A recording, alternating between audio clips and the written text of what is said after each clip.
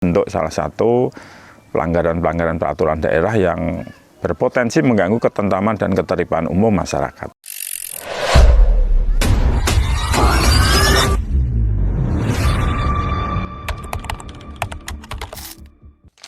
Oke, nah dalam rangka kaitannya Satpol PP hadir nih Pak di Kabupaten Bantul ya. Satpol PP hadir tentunya untuk bagaimana kita bersama membangun ketentraman dan ketertiban umum. Iya. Nah, tapi tentu dari apa yang tadi disampaikan Bapak, ini kan tentu menjadi PR bersama. Nggak Betul, mungkin Satpol PP hadir sendiri gitu ya Pak. Iya. Nah, bagaimana selama ini kolaborasi antara Satpol PP dan juga OPD-OPD terkait, termasuk bagaimana Pandu Garda ini hadir menjadi jembatan itu, Bapak? Ya, terima kasih Mbak Rani. Jadi pemerintah saat ini, pemerintah pusat khususnya, ini memberikan kemudahan bagi setiap warga masyarakat untuk melakukan kegiatan-kegiatan usaha. Perizinan-perizinan yang dulu sebelumnya sangat ketat diatur, sekarang dimudahkan.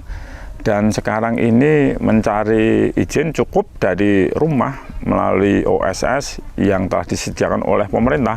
Ini dalam rangka memberikan kemudahan.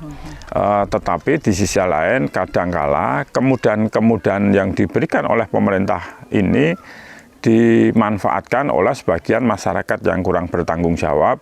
Kemudian izin datanya hanya diisi secara tidak benar. Sehingga meskipun mengantongi izin, tetapi kegiatan-kegiatan usahanya kadang-kala masih banyak yang menimbulkan dampak-dampak gangguan ketentraman dan ketertiban umum masyarakat. Juga adanya perubahan politik hukum pemerintah yang sampai saat ini kemarin peraturan daerah yang mengatur masyarakat itu diberikan kewenangan untuk mencantumkan sanksi pidana. Bisa denda sampai dengan 50 juta atau kurungan sampai 3 bulan. Tetapi ke depan konsepnya sudah berbeda. Peraturan daerah ini tidak diberikan sanksi-sanksi pemidanaan, tetapi hanya sanksi-sanksi administrasi. Dan saat ini sudah ada beberapa peraturan daerah yang tidak lagi mencantumkan sanksi pidana. Ini yang memang kemudian menyulitkan kami di Satpol PP yang selama ini sanksi pidana ini menjadi kekuatan kami, menjadi kekuatan pemaksa. Tetapi ke depan ini tidak lagi, dan pembinaan ini akan lebih kita utamakan. Fungsi-fungsi pengawasan, fungsi pembinaan ini ada di OPD-OPD teknis, tidak di Satpol PP. Nah, oleh karena itu kami perlu bersinergi dengan para OPD yang secara teknis mempunyai kewenangan pembinaan, secara teknis mempunyai peran pengawasan. Kami yang punya tim di lapangan, kami akan bersinergi, dan itulah maka terbentuk Pandu Garda. Ini bentuk kolaborasi antara Satpol PP dengan OPD-OPD teknis dalam rangka bagaimana memberikan pelayanan kepada masyarakat, menyelesaikan permasalahan-permasalahan di masyarakat. Oke, saya tertarik tadi Pak, tidak ada lagi efek apa tadi, pidana, sanksi pidana. Nah, kalau sudah tidak ada sanksi pidana, bagaimana aturan ini dibuat dan membuat efek jerah bagi para pelanggar ini Pak kemudian? Ya, inilah yang nanti harus kita persiapkan problem kita di daerah. Tetapi ini suatu kebijakan politik hukum yang telah diambil pemerintah, maka pemerintah daerah mau tidak mau harus menyesuaikan. Dan oleh karena itu kita sudah mulai harus menata, sudah mulai harus bersiap-siap. Maka bentuk kolaborasi antar OPD ini sangat-sangat diperlukan, bagaimana kita bisa mengedukasi masyarakat untuk tidak berbuat pelanggaran peraturan daerah. Dan bagaimana ketika terjadi pelanggaran, ini Satpol PP bersama OPD teknis bisa melakukan pendekatan-pendekatan ini sangat penting. Nah, sehingga sekali lagi Pandu Garda ini dalam rangka untuk penguatan kolaborasi antara Satpol PP dengan berbagai OPD yang secara teknis mempunyai kewenangan administratif. Oke, kata kuncinya kolaborasi. Ya, betul, ya, kolaborasi. Nah, secara teknis, kemudian bagaimana Pandu Garda ini bisa menjadi jembatan tadi Pak, secara teknis? Artinya bagaimana nanti kemudian proses penanganan aduan dari masyarakat dan lain sebagainya? Karena ini melibatkan banyak pihak ya tentunya. Iya, ya. Jadi Pandu Garda atau pelayanan pengaduan masyarakat terhadap gangguan ketentraman dan ketertiban umum dampak adanya pelanggaran peraturan daerah ini sebetulnya semacam, kalau saat ini yang sudah ada itu semacam mall pelayanan publik. Tetapi mall pelayanan publik khusus melayani pengaduan dari berbagai macam pelanggaran perda yang ada di Bantul.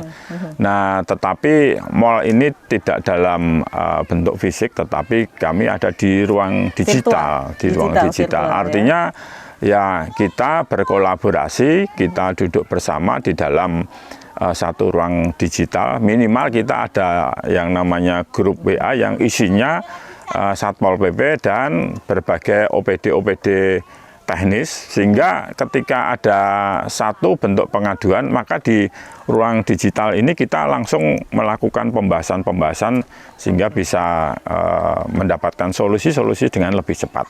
Nah berarti ini masyarakat bertanya-tanya nih, Sahabat Praja ya. Kalau misalnya Sahabat Praja atau masyarakat di Kabupaten Bantul menemui sebuah kejanggalan atau pelanggaran, bisa matur mengadunya kemana Bapak? Salurannya bisa dibantu. Ya, terima kasih. Jadi Satpol PP kami tidak membuat satu aplikasi channel khusus untuk melakukan pengaduan, tidak membuat satu pintu, karena saya yakin ini nanti malah menjadi menyulitkan masyarakat. Tetapi kami tetap memberikan kesempatan kepada masyarakat untuk bisa menyampaikan pengaduan-pengaduan ini melalui berbagai cara. Ya, di Satpol PP DIY juga ada e-lapornya, bisa lapor melalui channelnya DIY. Atau di Bantul melalui Kominfo sudah ada ruang khusus channel untuk mengadukan permasalahan. Bisa lewat Kominfo juga ya? Bisa lewat Kominfo. Atau di Satpol PP kami punya ada WhatsApp yang bisa untuk dipakai untuk menyampaikan pengaduan di nomor 0851 1726 7660. Nanti kelihatan di sini ya. Ya. Kami juga punya Instagram Satpol PP Kabupaten Bantul. Kami juga punya media TikTok Satpol PP Bantul Channel. Kemudian juga kami punya media YouTube Satpol PP Bantul Channel. Kami juga punya email satpolpp@bantul.go.id. Kami juga tetap menerima pengaduan disampaikan melalui surat. Kami juga tetap menerima ada masyarakat yang tidak puas datang ke kantor kita layani. Dan kami membuat tim khusus untuk menjaring pengaduan masyarakat yang disampaikan melalui berbagai channel. Bahkan kemarin ada beberapa yang disampaikan melalui media sosial ICJ disampaikan lewat sana pun tim kami menangkap, kemudian itu kita tindak lanjuti. Jadi kita memberikan kemudahan masyarakat untuk bisa menyampaikan pengaduan ini melalui berbagai channel yang mereka familiar. Artinya ada tim reaksi cepatnya nanti ya Pak? Ya. Jadi kita punya tim untuk menjaring, tim Pandu Garda yang untuk menjaring pengaduan, untuk menyampaikan informasi. Kami juga mempunyai tim reaksi cepat untuk melakukan tindak lanjut penanganan, tim reaksi cepat Pandu Garda yang setiap saat kita siapkan. Artinya secara filosofis, secara operasional, Pandu Garda ini sistemnya sudah dirancang agar memenuhi prinsip tepat, efektif, cepat, dan juga berkeadilan. Ya, pada prinsipnya Pandu Garda ini merupakan satu wujud, kami harapkan menjadi wujud hadirnya negara di tengah-tengah permasalahan masyarakat. Sehingga Pandu Garda ini memberikan akses kemudahan untuk menyampaikan keluhan, pengaduan berkaitan dengan masalah ketentraman dan ketertiban umum masyarakat.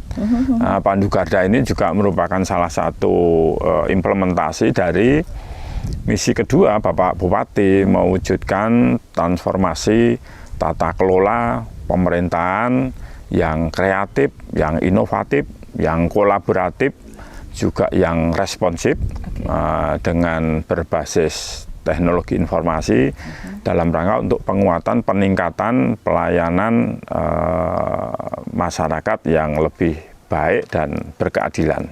Oke, kendalanya Pak? Ya. Pasti tidak lepas dari kendala ya. Ya, terima kasih. Sejauh ini bagaimana Pak kendalanya yang dihadapi? Kendala di lapangan pasti ada. Satpol PP kami mempunyai tugas menindaklanjuti setiap aduan masyarakat, dan setiap ada pengaduan berarti ada pihak yang diadukan. Jadi Satpol PP ini kita selalu untuk berdiri di antara dua pihak, ya, pihak yang mengadukan dan pihak yang mengadukan, dan tentu semuanya sama-sama merasa benar. Nah, ini menjadi salah satu kendala, sulit memang untuk memberikan kepuasan di antara dua pihak.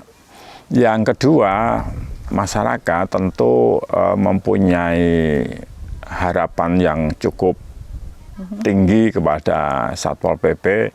Ya, maunya apa yang dimaui masyarakat itu yang harus kami lakukan.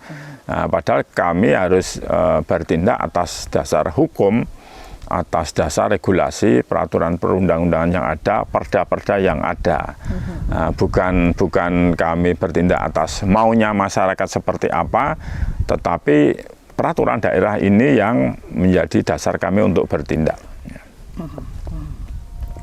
Nah, terakhir Bapak, terkait dengan protokoler penanganan aduan, karena ini melibatkan beberapa lembaga tentunya ya. Bisa dijelaskan kepada masyarakat? Ya, jadi di Pandu Garda ini ada tim kami yang khusus untuk menjaring berbagai informasi, berbagai pengaduan masyarakat yang disampaikan berbagai cara. Tim penjaring ini kemudian nanti akan menyampaikan kepada pimpinan aduan-aduan, ada yang sifatnya bisa langsung kita eksekusi dengan dasar peraturan daerah yang langsung menjadi kewenangan Satpol PP. Misalkan di Perda Tramtipum berkaitan dengan adanya anak jalanan, berkaitan dengan adanya peredaran minuman keras, masalah rokok ilegal dan lain sebagainya, kita bisa langsung bertindak. Jadi ketika kita menangkap ada aduan, tim reaksi cepat Pandu Garda bisa langsung bertindak. Tetapi juga ada pelanggaran-pelanggaran yang didasari atas aturan yang Satpol PP kita tidak bisa langsung bertindak. Seperti misalkan peraturan daerah yang mengatur tentang persampahan, sampah rumah tangga atau sejenis sampah rumah tangga.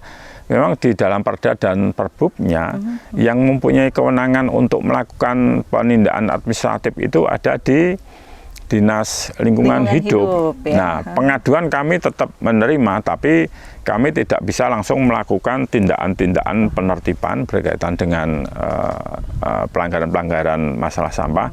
Tetapi kami harus mengkomunikasikan, mengkoordinasikan dengan DLH agar DLH segera melakukan tindakan-tindakan seperti yang diatur di dalam Perda. Nah, Pandu Garda inilah yang menjadi inti mempermudah, mempercepat koordinasi komunikasi antara kami dengan OPD-OPD teknis. Sekarang cukup kita bahas di dalam ruang grup virtual ini.